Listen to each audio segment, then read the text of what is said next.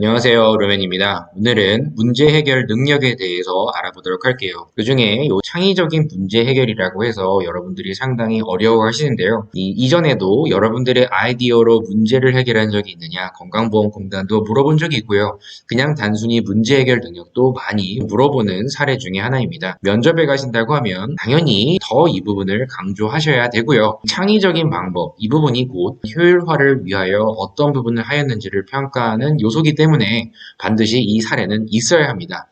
본인이 속했던 조직에서 어떤 문제가 일어났을 때 왜 이런 문제가 일어나는지 그런 근본적인 원인을 최대한 파악하면서 나만의 어떤 대안을 제시하여 모두에게 이로운 과정을 만들었던 이 사례를 여러분들이 쓰셔야 되는데, 이 창의적인 방법이라는 점을 전혀 강조하지 못하고 단순히 문제 해결했습니다 하는 방식으로 추상적으로 접근하시는 분들이 상당히 많다.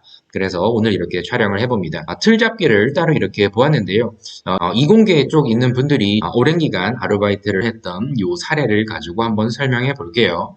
NCS 기반의 이 항목은 내가 지원하는 직무와 꼭 연관성이 없다 하더라도 재학 시절의 이야기를 하셔도 괜찮습니다. 그래서 이 부분을 한번 가져와 보았어요. 자, 어디에서 일어난 것이냐? 문제가 일어난 곳이 어디냐 이거죠. 컴퓨터 소모품 판매 사이트에서 근무를 했던 시절이다. 이때 뭔가를 맡았겠죠. 그리고 문제 상황이 뭐였느냐? 판매가 부진해지는 상황 속에서 원인 파악을 했지만 실패로 더 악화되었다.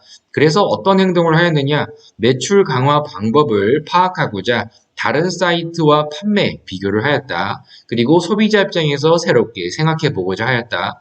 컴퓨터 소모품 구매 시에 고려사항을 지인에게 물어보면서 파악하였다. 또 전체적인 문제의 원인을 여러 각도로 파악하고자 하였다. 여기에서 여러분들은 의문을 가지셔야만 합니다. 이렇게 여러분들이 추상적으로 작성을 하게 되면 안 됩니다. 저는 이런 문제사항 속에서 비교를 하고자 하였다. 그리고 새롭게 생각을 해보고자 했다. 지인에게 물어보면서 파악을 했다. 더 한 걸음 나아가야 됩니다. 새롭게 생각해 보았더니 내가 알게 된 게 무엇이다. 지인에게 물어본 결과 어떤 점을 파악했다. 문제를 여러 가지, 5가지 방식으로 이런 A, B, C, D, E 과정으로 파악을 하고자 하였다.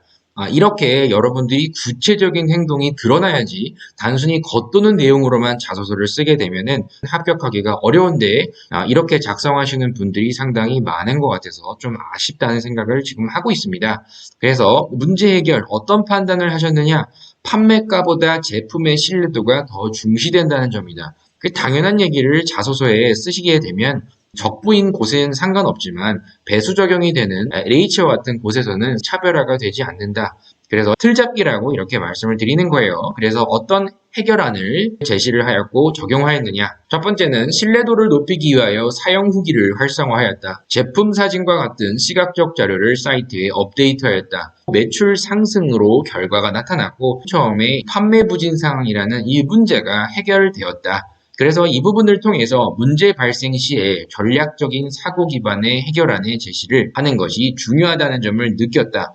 이 부분을 자소서로 어떻게 디테일하게 표현을 해야 하는지 방금 정리를 했던 내용 기반으로 예시를 이렇게 작성을 해보았습니다. 자, 컴퓨터 소모품 판매 사이트 신규 운영 팀장으로 발령이 났을 당시, 이 부분은 좀 오랫동안 근무를 한 것처럼 이렇게 보이고자 표현을 했지만 이거는 뭐 아르바이트 당시 해도 괜찮습니다. 이 정도는 누구나 아이디어를 내고 제시하면서 매출 상승을 이뤄냈던 그런 실사례도 있습니다. 그래서 처음에 어떤 문제가 이 조직에서 일어났는지 봅니다.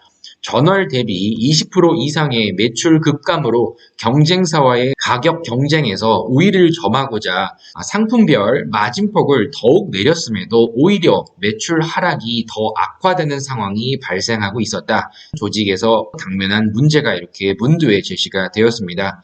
여기 창의적인 방법이죠. 이런 부분이 이제 바로 나옵니다. 저는 기존 고객들의 소모품 교체 주문 주기와 후기 등을 분석하여 소모품 알고리즘, 이건 뭐라고 해도 상관없습니다. A라는 이런 사이트 내의 페이지를 신설하자. 그리고 연령대 판매량을 주간 단위로 공개하자는 아이디어를 제시를 하였다. 조직에 제시를 했다. 이 부분이죠. 사이트 잘 된 곳에 가게 되면 지금 상품별로 어떤 것이 가장 많이 팔리고 있고 실시간으로 가장 상품 주문량이 많은 것들을 한눈에 보일 수 있도록 하고 있죠. 그래서 개별 사이트를 운영하는 입장에서는 이런 업그레이드가 중요하겠죠. 그래서 이런 연령별 판매량 분석을 통하여 PC 사용 용도에 따른 소모품 판매 현황과 연령별 인기도를 분류하여 신규 구매자가 볼 수 있도록 시각화된 그래프를 표시하고자 하였고, 이 사이트에 적용했다 이겁니다. 업그레이드를 하는 부분. 그리고 기존 구매자들의 포토 영상 구매 후기 사은품 제도를 도입하여 다량의 생생한 후기가 노출되도록 하는 선순환 구조를 만들었습니다. 이 부분은 실제 많이 도입하고 있죠. 우리 네이버라든지 여러분들이 많이 구매하는 사이트에 어디를 가도 사은품 제도 또는 포인트 제도 이런 부분들을 적용을 합니다. 근데 작은 소모품 사이트 같은 경우에는 전혀 이런 정책이 없는 경우도 많이 실제로 있습니다. 그래서 또한 신규 회원의 유입을 위한 광고비를 줄이고, 이전에는 광고비를 많이 썼다 이거죠. 컴퓨터 소모품 설치가 어려워 매번 유료 서비스를 사용하는, 이 컴퓨터를 잘 모르는, 컴퓨터 다루는 게 귀찮은 이런 고객층을 타깃으로 컴퓨터 분해 조립 과정에서 각 소모품마다 그대로 따라할 수 있는 가이드 영상을 제작하여 배포함에 따라 타사 대비 최저가가 아님에도 신규 소비자 유입이 확대되기 시작하였습니다. 이게 중요한 거거든요. 마진율이 실제로 좀 떨어진다 하더라도, 가격이 좀 더 비싼다 하더라도 설치를 하는데 어려움을 겪는 사람들을 위하여 자세한 가이드 영상을 제작하여 배포를 하는 이런 과정을 유튜브로 운영을 한다든지, 사이트에 이런 부분을 올려둔다든지, 판매하는 곳의 옆에요. 그런 부분으로 이 소비자 니즈를 최대한 만족시키자, 이 고객층이 결국에는 신규 유입이 계속되기 시작하였다. 이런 부분을 고객 만족 강화를 위해 내가 제시한 아이디어로 표시를 한 겁니다. 결국 소모품 단위별 실시간 판매량의 투명한 공개와 맞물려 소비자 사이에서 양심가게라는 긍정적 브랜드 인식이 확대되며 전 분기 대비 200% 매출 향상의 결과를 만들어낼 수 있었습니다. 이렇게 마무리를 하는 내용입니다.